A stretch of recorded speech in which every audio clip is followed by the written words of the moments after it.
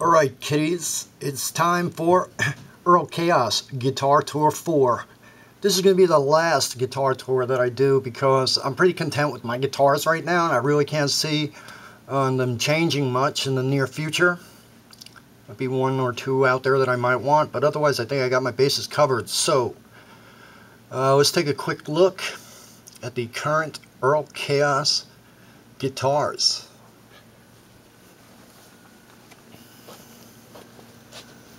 First up,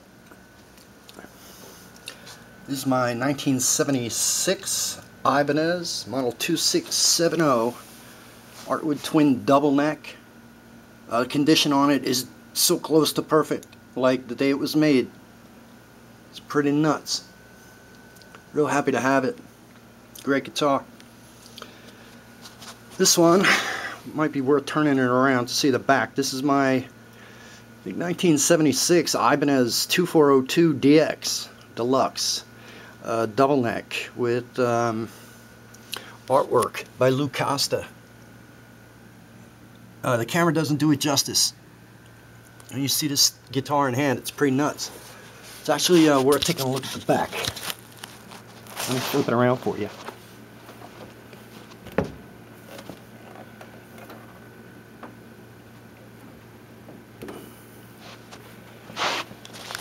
Quick look at the back. Here's the back of the headstock on the 6-string side.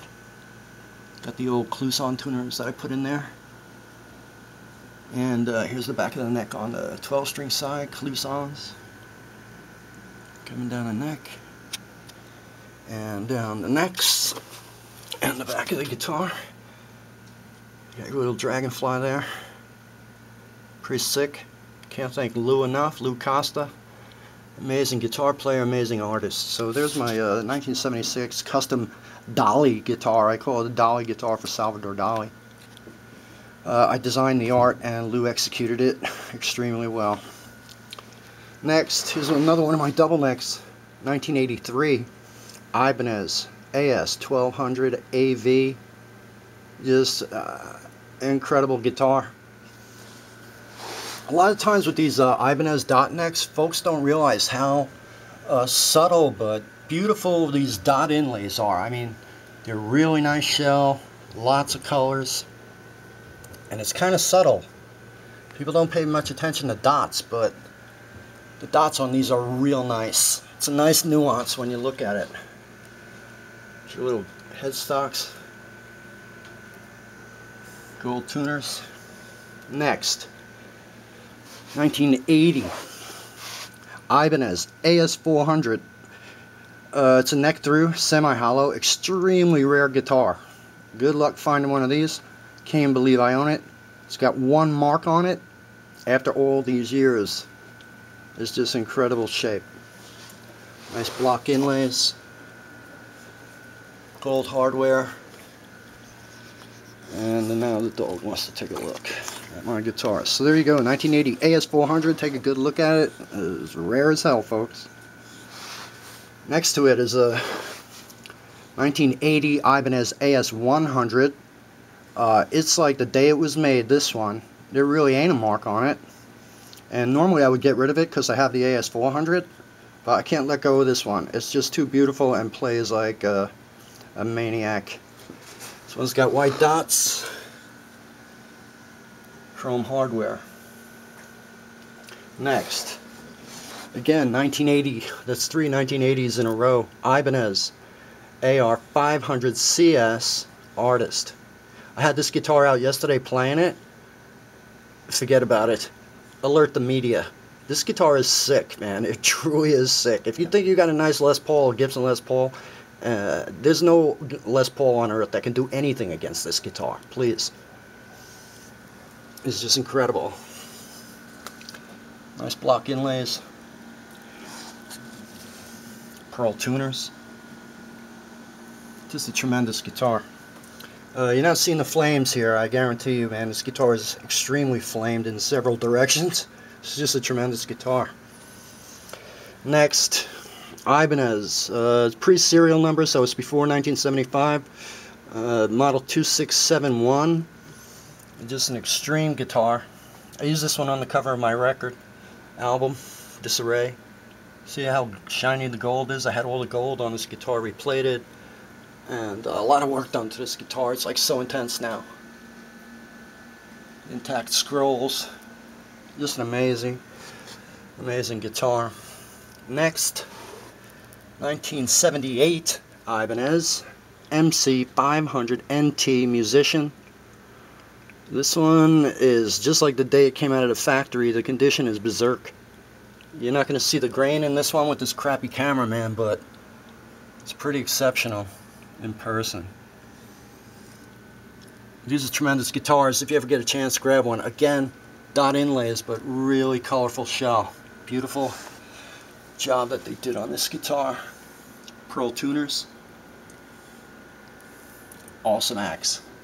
Next, 1982, I think. Ibanez Ar500 Cs Iceman. This guitar is really rare. Good luck finding one of these.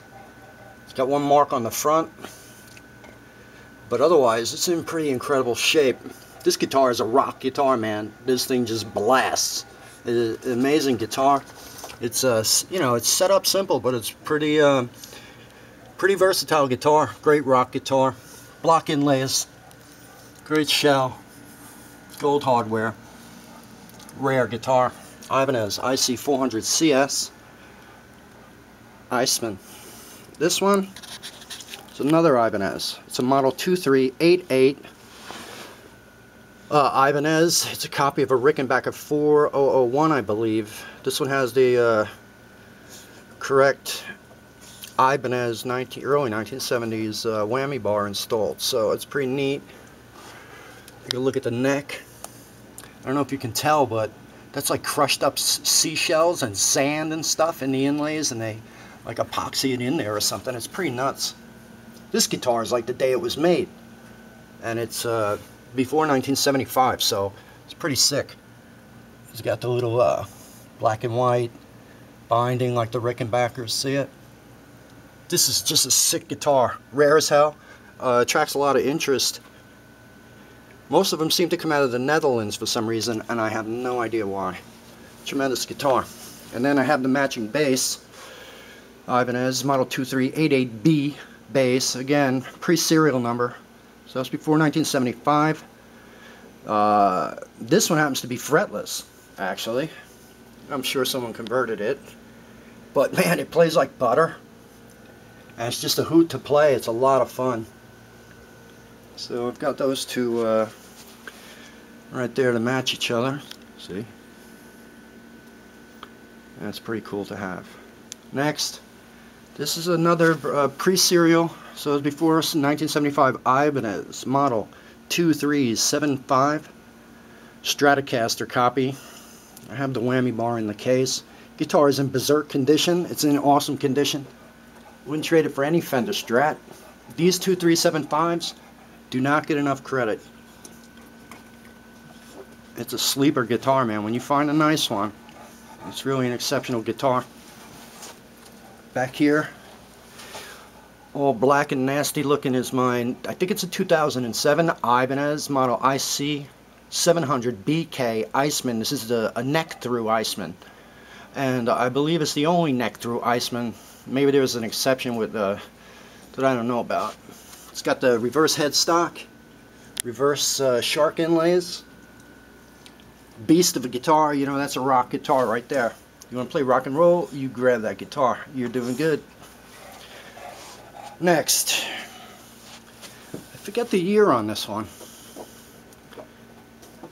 In any case, yeah, it's 2004 or something, 2005 maybe. Gibson Firebird Supreme bass. It's solid mahogany, maple. I had the fake white plastic inlays pulled out that it was issued with, and I had the guy that does the Martin Anniversary guitar inlays do this. Real shell. It's top of the line. Power abalone. It's P-A-U-A. Power abalone. Real shell. I don't think anybody will mind the upgrade from nasty plastic to the best shell on earth. Rare guitar right there.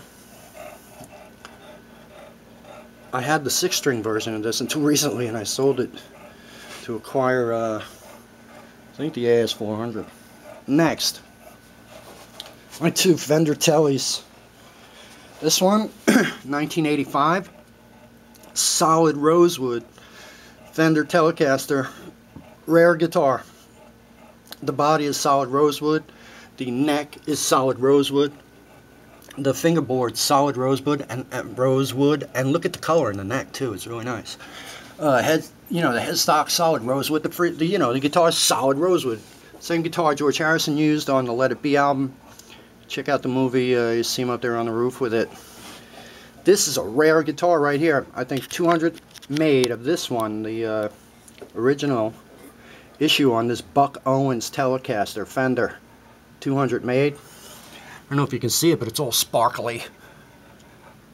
See? Everything sparkles on this one. Even though you're not seeing it because I'm blocking it out. Headstock, sparkly. This is limited edition on the neck plate on the back. 200 ever made. So, 2 rare Fender Telecasters, and that's the extent of my Fender Telecasters. I don't think that I need any more. This is an early 1970s Ventura Dan Armstrong copy. It's one of these acrylic guitars. You can see through it. It's heavily modified, even though it's a copy. I don't even know how this guitar plays. The bridge is weird. There's really no bridge. It's just a tail.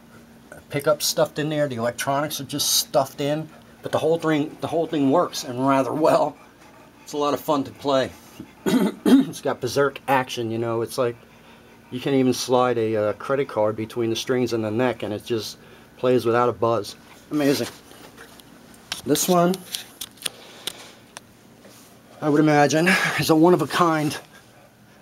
This is my I call this the Vietnamese flower guitar. Like, the only thing here that's not actually a Gibson guitar is the wood.